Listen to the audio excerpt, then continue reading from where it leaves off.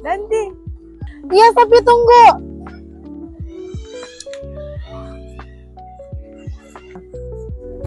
Nih, kayak mau hujan kan? Tapi kayaknya mau hujan deh. Sini deh, Oke.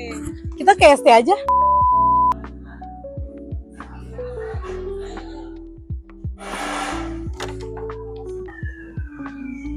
Nanti gak punya rasa apa? Punya gue rasa coklat. Punyamu? Gak punya nih Nusantara.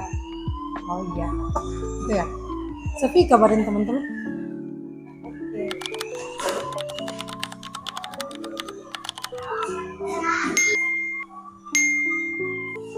Sambil tunggu teman-teman, aku mau nonton YouTube Pak. Nanti ada nonton apa?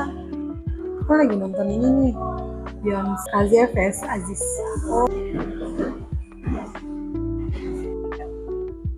Oh, itu yang ada trending ada di YouTube.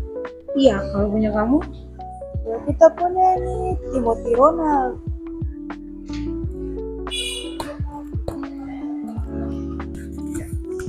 Oh, itu yang trending di HP-mu. Emang dia trending karena apa? Jadi Timothy Ronald tuh dia seorang content creator dan dia kekayaan tuh bersumber dari investasi dan pasar saham. Oh, jadi begitu. Pas banget nih sama tema tugas kita tentang etnografi.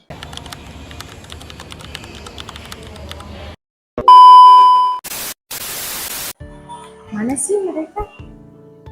Oh, itu mereka. Oh iya, Yuk, ayo ke sana.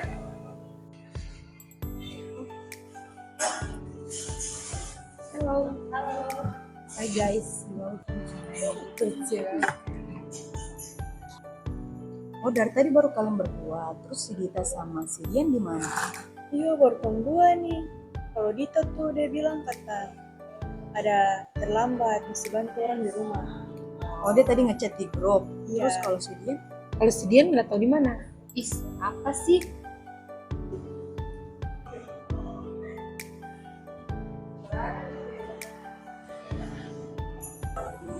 Tensi, Dian, kenapa? kalian ngapain sih? Loh, kita lagi mengerjakan tugas Metopen. Emang kamu nggak baca grup? Oh iya lupa, soalnya dari kemarin aku nggak pegang HP. Astaga, Dian. Maaf ya.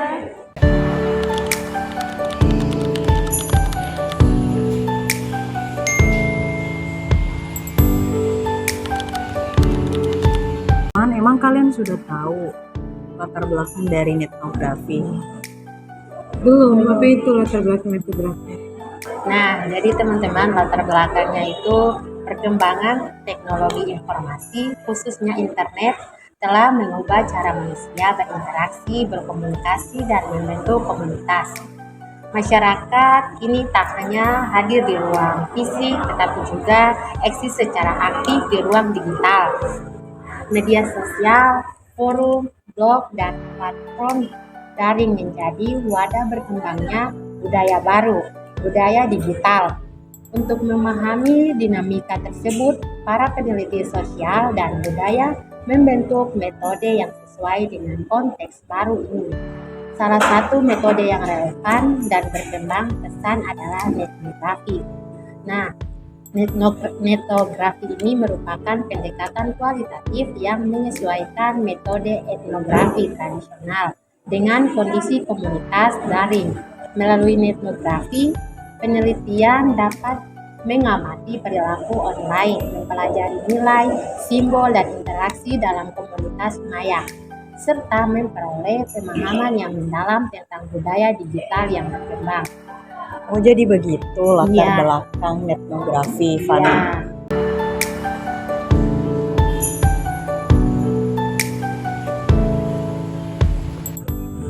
teman-teman maaf terlambat ya.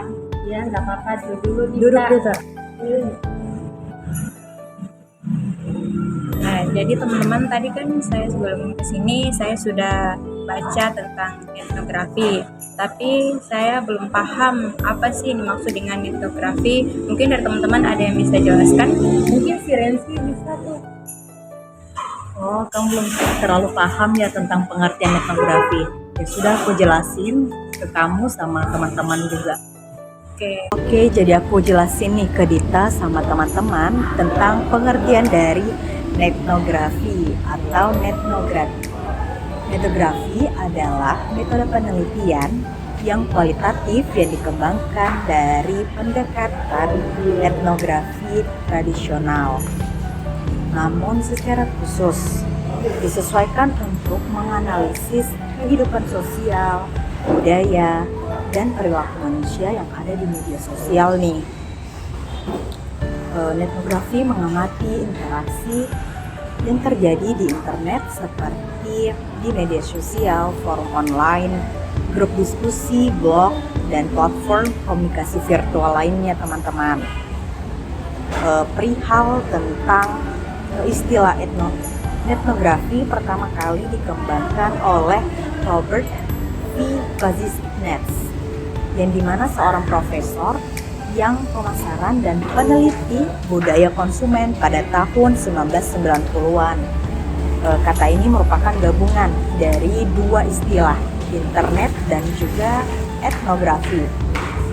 Dalam konteks ini, etnografi bertujuan untuk menerjemahkan prinsip-prinsip dasar etnografi seperti observasi partisipatif ke dalam dunia maya, tempat di mana identitas berinteraksi dan serta membangun dalam budaya etnografi. Objek yang diteliti bukanlah perilaku fisik, melainkan tindakan digital yang meliputi teks, komentar, likes, retweet, emoji, foto, video pendek, hingga meme. Semua elemen tersebut menjadi bagian dari sistem simbolik dan komunikasi yang mencerminkan pola pikir, nilai, serta dinamika sosial yang ada di lingkungan ataupun di komunitas online. Teman-teman, seiring perkembangan teknologi digital, pengguna internet dalam kehidupan sehari-hari, etnografi semakin penting sebagai alat. Yang pertama yaitu meneliti persepsi dan pengalaman konsumen dalam pemasaran digital. Yang kedua yaitu untuk menganalisis isu-isu yang ada di sosial politik yang berkembang di media sosial. Yang ketiga yaitu untuk menyelidiki budaya populer ataupun dan komunitas di subkultur di dunia maya. Yang terakhir yaitu untuk memahami perubahan gaya hidup dan preferensi generasi digital. Sebagai metode kualitatif, etnografi bersifat interaktif, reflektif, dan juga mendalam. Ia menempatkan peneliti sebagai pembaca budaya digital yang tidak hanya mengamati data, tapi juga berupaya membongkar konstruksi makna respektif yang tersembunyi dalam interaksi di daring. Dalam praktiknya, etnografi dapat dilakukan secara dua.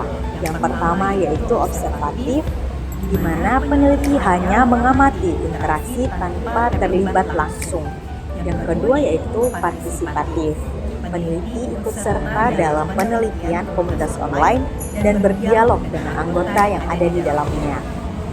Namun, apapun bentuknya, peneliti etnografi harus menjunjung tinggi etika pengguna, tidak mencuri data dari ruang tertutup serta menyamarkan identitas yang akan dikutip. Dengan demikian, etnografi tidak hanya memperluas cakupan etnografi ke dunia digital, tetapi juga membuka pintu baru bagi para peneliti untuk memahami kompleksitas budaya kontemporer yang kini banyak terbentuk, berlangsung, dan direproduksi di dunia maya. Itu dari pengertian etnografi. Semoga teman-teman mengerti ya tentang pengertian etnografi. Untuk materi selanjutnya akan disampaikan oleh teman saya. Terima kasih. Nah, itu tadi pengertian dari etnografi, Dita dan teman-teman. Mungkin tujuan dan manfaat penelitian bisa disampaikan oleh Danti. Nah, teman-teman, sini aku jelasin tentang tujuan dan manfaatnya. kita masuk pada tujuan dan manfaat etnografi.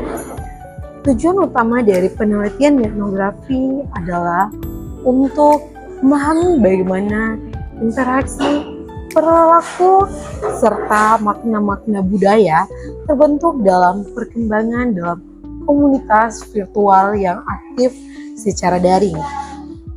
Beberapa tujuan lebih spesifik meliputi yang pertama, mengkaji dinamika dalam komunitas daring. Etnografi digunakan untuk memahami bagaimana struktur sosial terbentuk, peran sosial distribusikan, dan bagaimana nilai serta norma dikontribusikan dalam kelompok digital. Yang kedua, menjelaskan simbol, identitas, dan referensi budaya digital. Komunitas daring seringkali menciptakan simbol atau istilah khusus. Penelitian etnografi bertujuan menganalisis simbol, jargon, dan emoji sebagai bagian dari bahasa budaya digital. Yang ketiga, menggali persepsi, opini, dan pengalaman subjektif pengguna internet. Etnografi dapat menyikap bagaimana konsumen atau anggota komunitas memaknai suatu peristiwa, produk, atau pengalaman secara personal dan kolektif. 4. Membantu industri dan pemerintah membaca tren sosial. Dalam konteks praktis, etnografi juga dimanfaatkan untuk merancang strategi pemasaran, periklanan, kebijakan sosial, hingga kampanye publik berdasarkan hasil analisis data komunitas daring.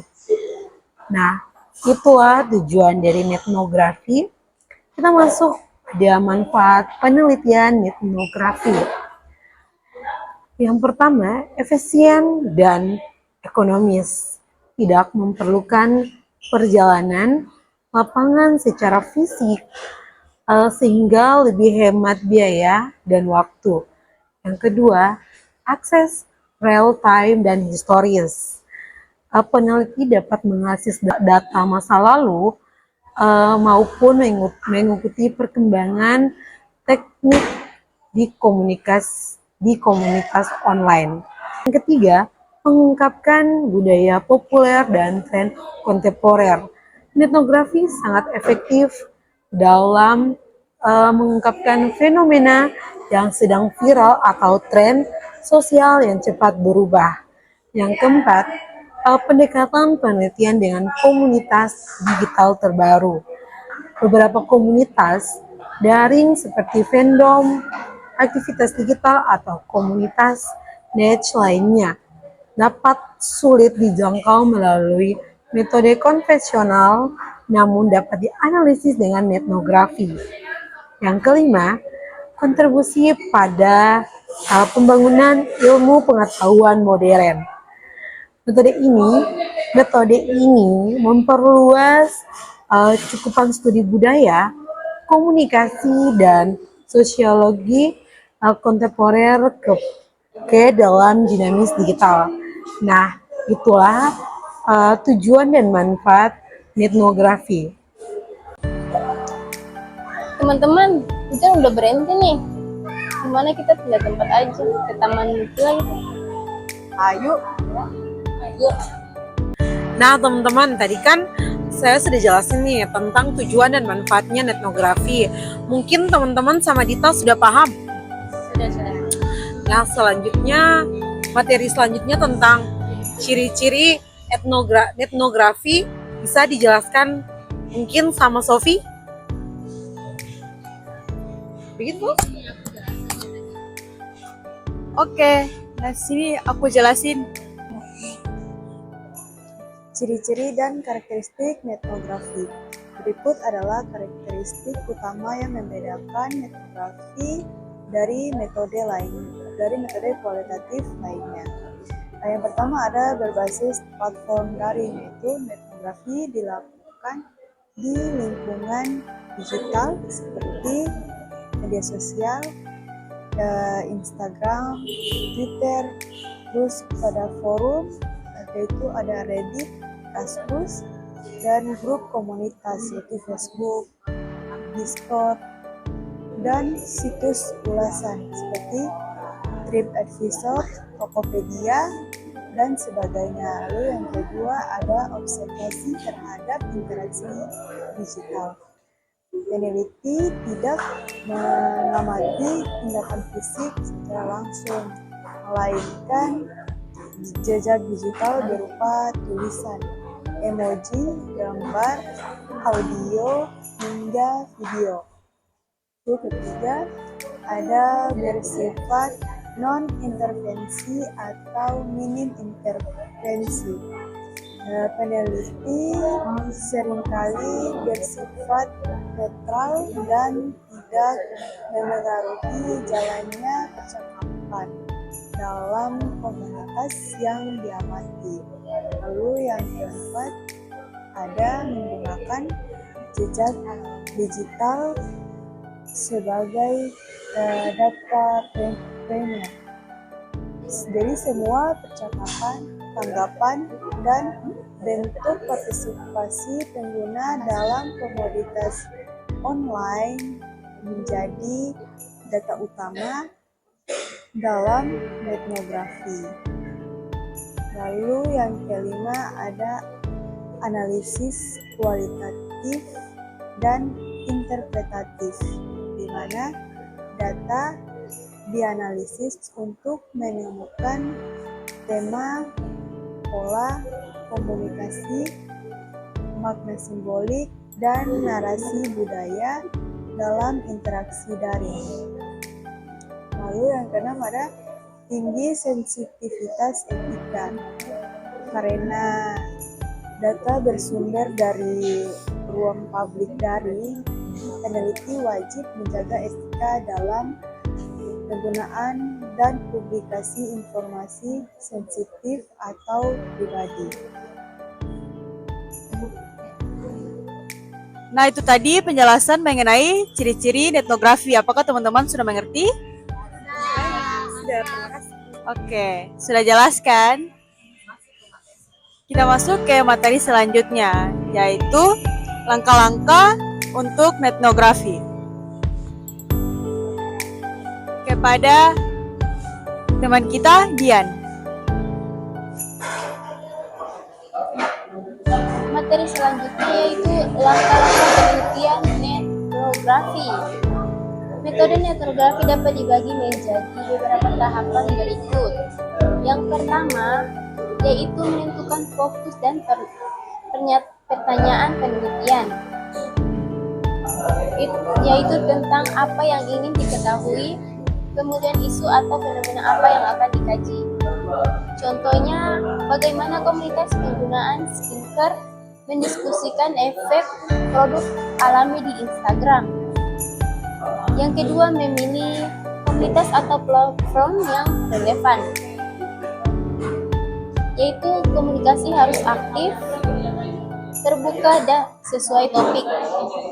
Misalnya, grup vegan di Facebook, komunitas gamer di Discord, penggunaan hashtag tertentu di TikTok. Yang ketiga, memperoleh akses dan izin jika diperlukan. Jika komunitas bersifat tertutup, penelitian wajib meminta izin dan transparan dalam niat penelitiannya. Kemudian yang keempat, yaitu pengumpulan data. Pengumpulan data ini mengarsipkan screenshot atau percakapan, terus menyimpan tautan, mencatat jumlah interaksi atau mengunduh video postingan. Kemudian data bisa bersifat tertulis, visual maupun simbolik. Yang kelima yaitu coding dan analisis. Data dikelompokkan ke dalam kategori tematik, seperti topik dan pola komunikasi atau simbol yang sering digunakan. Bisa menggunakan software seperti Vivo atau Atlassian atau dilakukan manual. Kemudian yang keenam, interpretasi hasil, yaitu menyusun narasi budaya. Bagaimana komunitas membangun nilai, identitas atau pandangan kolektif. Hasil bisa berupa deskripsi mendalam, model interaksi atau pemetaan sosial digital. Kemudian yang terakhir, pelaporan dan etika, yaitu hasil ditulis dalam bentuk laporan, artikel ilmiah, atau disajikan secara visual. Data sensitif disamarkan dan identitas penggunaan diubah agar tidak melanggar privasi. Nah, tadi kan saya sudah jelaskan nih langkah-langkah tentang penelitian etnografi. Apakah teman-teman sudah mengerti? Ya. Oke, materi selanjutnya tuh akan dijelaskan oleh Lita. Baik, dari teman-teman yang sudah dijelaskan tadi tentang etnografi, di sini saya dapat menarik kesimpulan bahwa etnografi sebagai metode penelitian kualitatif yang dikembangkan dari etnografi menawarkan pendekatan yang relevan dan adaptif untuk memahami perilaku, budaya, serta dinamika sosial masyarakat dalam konteks digital. Dalam era ini, di mana interaksi sosial semakin banyak berlangsung secara daring melalui forum, media sosial, komunitas online, dan berbagai platform digital lainnya. Etnografi hadir sebagai alat penting yang memungkinkan penelitian untuk menjelajahi dan mendalami kehidupan digital tersebut secara sistematis dan mendalam. Melalui proses observasi, partisipasi secara daring, penelitian etnografi tidak hanya mengumpulkan data percakapan dan aktivitas online, tetapi juga berupaya memahami makna yang terkandung di balik setiap narasi, simbol, dan ekspresi digital yang muncul.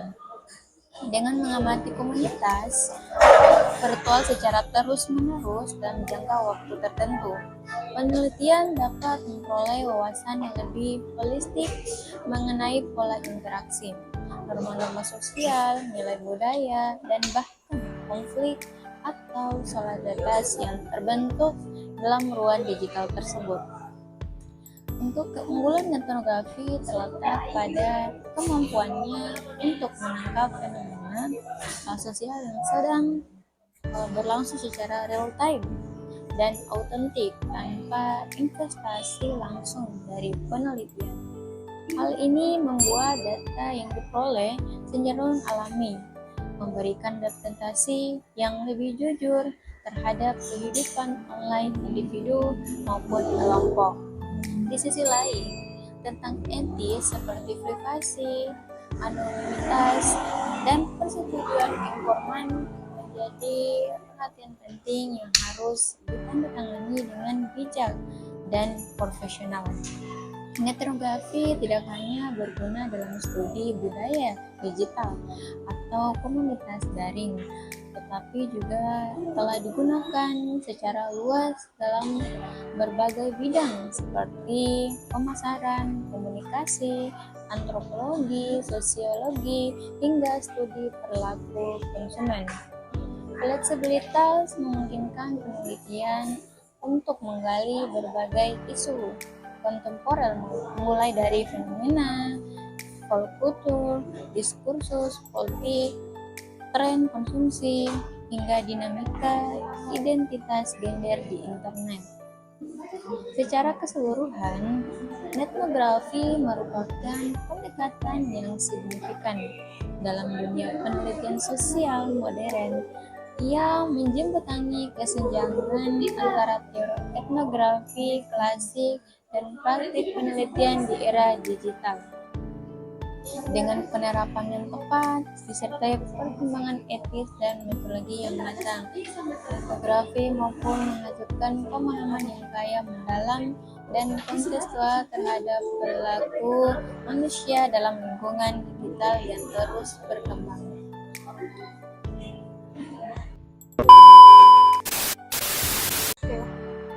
Nah, jadi teman-teman, di awal tadi kan kita dengan Danti ada singgung mengenai Timothy Leonard nih.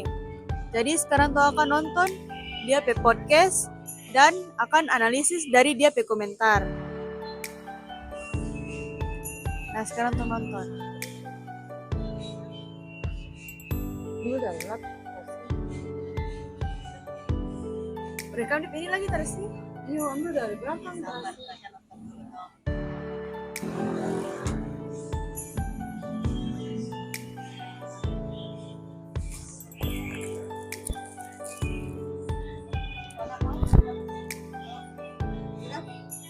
Orang lain, dia selalu bilang bahwa ini kondisi ekonomi lagi jelek, ini kesalahan pemerintah, ini salah gue nggak dilahirin sama orang yang kaya. Tapi itu cuma cara mereka semua untuk menghibur dirinya. Nyatanya, lu tuh miskin karena hanya pola pikir lu yang miskin. Lu pernah mikir nggak, di dunia ini uang itu ada banyak sekali ya? Ada orang yang bisa hasilkan puluhan triliun, bahkan ratusan triliun per tahunnya. Satu orang. Tapi lu bingung, kenapa uang itu tidak pernah? Berarti ada hal di dunia ini yang lu nggak tahu, yang orang lain itu tahu. Mereka itu selalu yang gue sebut jual skrip ke lu. Datang ke sekolah yang rajin, kerja yang keras, menabung yang keras, ya kan? Lu sekolah yang rajin, cari nilai yang bagus, dengan nilai yang bagus lu bisa lamar kerja, lu cari gaji naik pelan-pelan, lalu nabung di celengan ayam. Itu adalah skrip yang ditanamkan ke lu sejak lu kecil. Jadi setiap kali ya lu punya pemikiran lain yang di luar skrip itu, lu akan ragu dan lu akan takut. Lu tidak pernah diajarin untuk nanya kenapa nasihat yang keluar seperti itu tidak pernah datang dari mulut orang yang kaya. Tapi itu tidak pernah didesain untuk lu jadi kaya. Tapi itu lu didesain untuk sebagai hamster. Ya, lu sebagai hamster yang lari di roda. Lu cuman muter, lu kelihatannya larinya kencang tapi lu lari di tempat. Simpelnya ya, ketika lu sekolah nih, lu lulus sekolah, lu dijanjiin apa? Ketika lu lulus kuliah, lu pasti bisa dapat pekerjaan lebih gampang kalau S1. Padahal itu bohong secara total. Belum tentu lu S1 lu bisa mendapatkan pekerjaan ketika lu naik gaji. Tapi semua barang yang lu beli di sekitar lu itu udah ikutan naik. Jadi semua sistemnya ini didesain hanya sebagai ilusi. Itu cuma sebagai hamster yang lari di tempat. Lu disuruh nabung, ya kan? Di depan kalian, di algoritma tuh ditampilin paling depan, ya. Kalau F&B, makanan di situ tambah mahal ketika inflasi itu naik. Jadi semuanya sama-sama, ya. Ketika inflasi terjadi, justru gue tambah kaya. Itu adalah orang yang mainin aturannya. Lu perhatiin, ya. Ketika Bitcoin di sini, ketika Bitcoin jatuh, ketika saham jatuh, orang lain tuh pusing, ya. Orang yang nabung saham bank, ya, orang yang nabung Bitcoin itu pusing ketika turun 30%, 40%. Gue di sini pusing nggak? Enggak. Gue masih ada banyak bisnis yang ngasilin gue duit. Orang kaya itu desain hidupnya. Ketika semua sistemnya itu mau coba ngakalin dia ngakalin sistemnya. Ketika inflasi itu bunuh semua orang, inflasi bikin gue tambah kaya. Ketika Bitcoin turun, gue punya bisnis ngasilin uang yang gue bisa top up lagi Bitcoinnya. Ketika orang bilang, oh ekonomi lagi turun, coba lu datang ke salah satu outlet kita di Bali. Salah satu dari 52 outlet yang grup kita punya. Itu full. Kenapa? Karena itu nggak cuma orang Indonesia yang datang ke sana. Yang datang ke sana ada bule Australia, ada bule dari Inggris. Mereka semua sibuk apa? Buka botol di sana. Ya, jadi nggak tergantung sama ekonomi lokal, bahkan bisnis-bisnis yang kita punya orang-orang kaya ini. Ketika lu kesulitan nabung dari hasil kerjaan lu, orang kaya itu lagi gandain duitnya di hal-hal yang lu bahkan nggak paham caranya. Mereka paham bahwa uang itu adalah sebuah alat, ya, sebuah tool, bukan sebuah reward atau hadiah. Orang miskin tuh kira, oh dapat uang, ini kayak hadiah. Orang kaya lihat uang itu sebagai alat. Gue harus ngapain dengan uang ini? Gimana caranya gue bikin prajurit-prajurit ini bisa bekerja untuk gue? Misteri terbesar yang dikasih ke kalian, orang kaya. Nah, ini komentar dari Timothy Ronald. Pasti ada beberapa dua kubu nih. Ada yang orang miskin sama yang ingin jadi kaya. Pasti mereka mikirin pola pikir dari video dari Timothy Ronald, karena mereka ingin menjadi kaya, karena judulnya hapus pola pikir yang bikin kamu tetap miskin. Ini salah satu contoh komentarnya, aku miskin karena aku kesini, yakin 5-10 tahun lagi pasti bisa kaya. Nanti kita balik ke video ini lagi tahun 2035 dengan kesuksesan.